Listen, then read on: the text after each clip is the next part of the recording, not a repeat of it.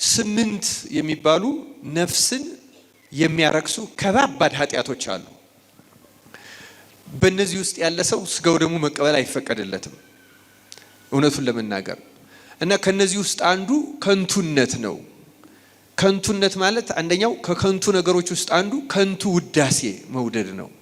ከንቱ ውዳሴ ማለት መመስገን መፈለግ፣ መታየት መፈለግ፣ መወደድ መፈለግ፣ መደነቅ መፈለግ፣ ለምናደርገው ነገር ዕውቅና መስጠት እና እንዲያውም አሁን ደግሞ የመጣብን በሽታ እንደው ያለን ሰውኛ ማመስገን አንችልበትም የሚል በሽታ መጥቷል አይደለም? ጥሩ የሚመስል ግን በጣም አደገኛ ነገር ነው። ከልባችን ማመስገን አለብን። እኔ አናመስግን እያልኩ አይደለም፣ ግን ሰዎችን በሚጎዳ መንገድ በጎ ስራቸውን በሚያበላሽ በሚበርዝ መንገድ ልናደርገው አይገባም። ሰዎች እንዳያመሰግኑ ማድረግም አንችልም። በነገራችን ላይ ማመስገንም ሊገባቸው ይችላል። በጣም አደገኛው ነገር ግን ምንድነው? ተመስጋኙ ምስጋናውን የሚፈልገው ከሆነ እኛ ስለምናደርገው ነገር ምስጋና የምንፈልገው የሚያመሰግኑን ሰዎችን የሚሰድቡንን ሰዎች ማስቆም እንደማንችለው፣ የሚጠሉንን ሰዎች የሚተቹንን ሰዎች ማስቆም እንደማንችለው፣ የሚያከብሩንን የሚያመሰግኑንን የሚያደንቁንን ሰዎች ማስቆም አንችልም። ግን የምንቀበለው ከሆነ አለቀ፣ ተበላሸ፣ ሞተ ማለት ነው።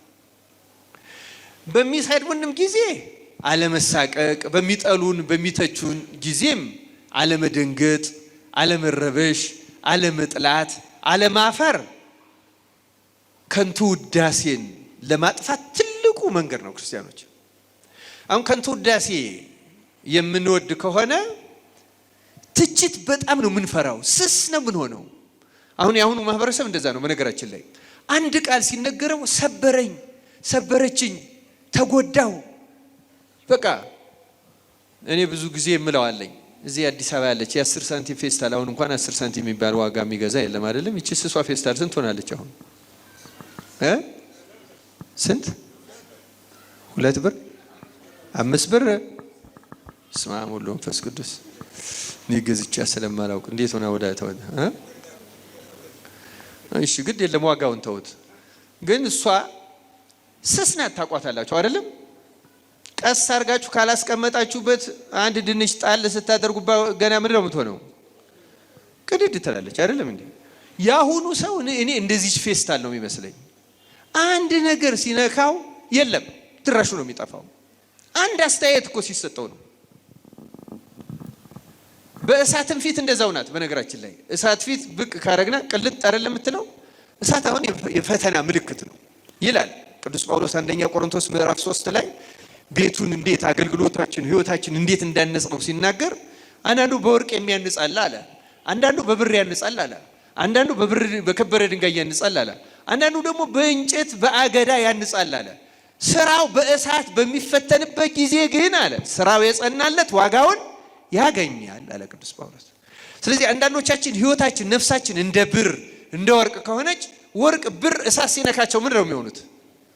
እየጠሩ ነው የሚሄዱት አይደለም? ነው አይደለም? ገለባስ ምን ይሆናል? ወይም አገዳ ምን ይሆናል? እቺ ፌስታ እየቀለጠ ይሄዳል። አሁን የኛ ህይወታችን እንደዚያ ነው። ፈተና አንድ ነገር ሲነካን እልም ቅልጥ ነው የምንለው። በቃ ከቤተ ክርስቲያን ሁሉ እንቀራለን። አንድ ቃል ሁለተኛ ከዚያ ቤተ ክርስቲያን አይደለም እነሱ ብሎ ደግሞ ሰዎች ናቸው እያለ የሚናገር ሰው አለ። ይህ እኮ ፌስታል መሆንን ነው የሚያመለክተው። ይቅርታ ለቃላት አጠቃቀሙ። ምንም ነገር ለክርስትና ህይወታችን ዝግጁ አይደለም።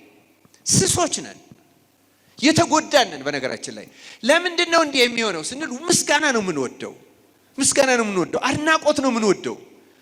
እንዴ ሰዎች እንዲያደንቁን እንዲያመሰግኑን አመቻችተን የምንናገር ሰዎች አለ። ለምሳሌ ለምስጋና እንዲመች አድርገን ለአድናቆት እና መንፈሳዊ ህይወታችን በዚህ ዘመን በእጅጉ የተጎዳ ነው። ክርስቲያኖች እንዲያውም መንፈሳዊነት ራሱ አለን ወይ ለማለት ያስቸግራል በእውነት። ምክንያቱም መንፈሳዊነት ማለት በመንፈስ ቅዱስ መሆን ማለት እኮ ነው። በመንፈስ ቅዱስ ውስጥ መሆን፣ ከመንፈስ ቅዱስ ጋር መኖር፣ መንፈስ ቅዱስ በሚፈቅደው መንገድ መሄድ ማለት ነው። እንደዚህ አይነት ሰዎች አይደለንም እኛ።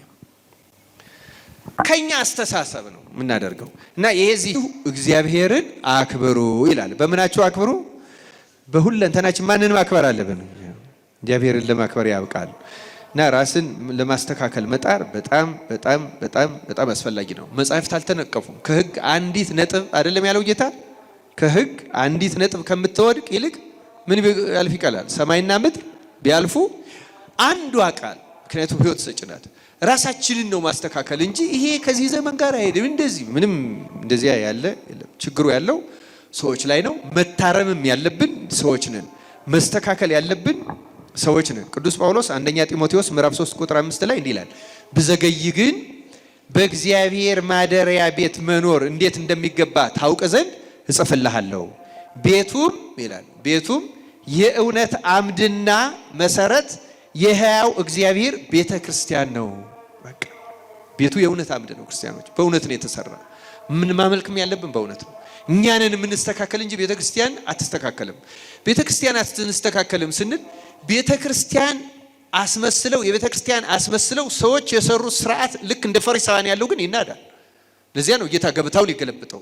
ለዚያ ነው ጅራፍ ገርቦ ያስወጣቸው። ሊመስለን ይችላል ረጅም ዘመን ስለኖረ የሆነ ነገር ስለሆነ አይደለም።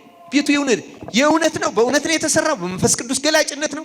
ከመንፈስ ቅዱስ ገላጭነት በቅዱሳን ያልተሰራ ስርዓት ሁሉ ሰባዊ ስርዓት ነው፣ ጠቃሚ አይደለም። ክርስቲያኖች መጻሕፍት የሚነግሩን ይሄን ነው። ቤቱ የእውነት አውድና መሰረት ነው። ቤቱም የሕያው እግዚአብሔር ቤተ ክርስቲያን ነው።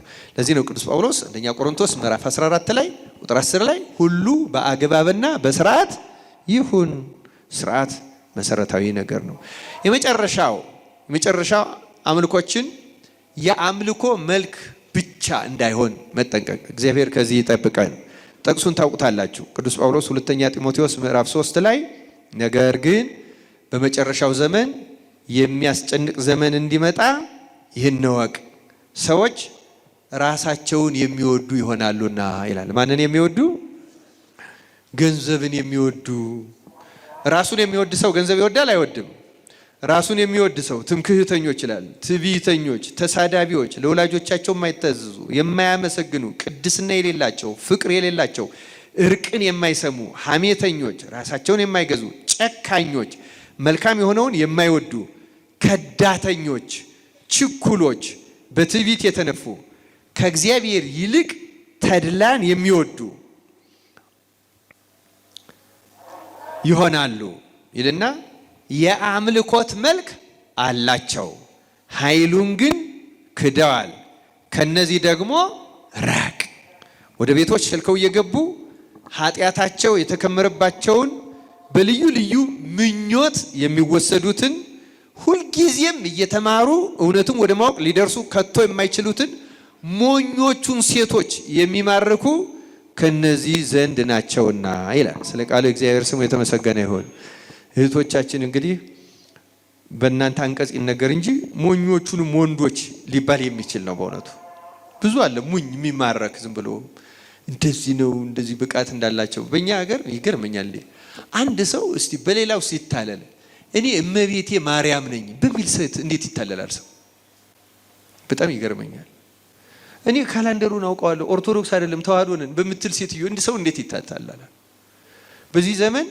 ምክንያቱም መንፈስ ቅዱስ ሲለየን ማንም ለምንድን ነው የምንታለል ካላችሁ፣ በሁለት ምክንያት ነው የምንታለለው። በነገራችን ላይ ይህን ማየት ትችላል።